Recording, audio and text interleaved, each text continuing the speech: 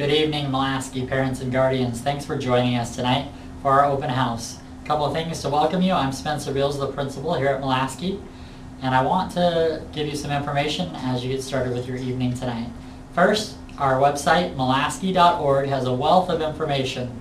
With us embarking on the new technology, there's a tab, Nevada 21 tab, with lots of information to help you as a parent with your students and their new Chromebooks. So please use that website. Second thing is we have our school organization team.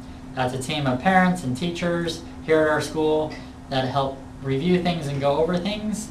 If you're interested in being on that team, please see me tonight, or there'll be a parent link messenger coming out in the next couple of weeks. Respond and show your interest in joining that team for this school year. And last but not least, you're going to be getting your kids' state assessment, state testing data in their class today. Look over that and you can see how your kid did compared to other schools in our state and our district, and also where they fall compared to other 6th graders, 7th graders, 8th graders, etc. We obviously want our kids to succeed academically, and with your help we know that we can have a great year. So thank you for coming tonight.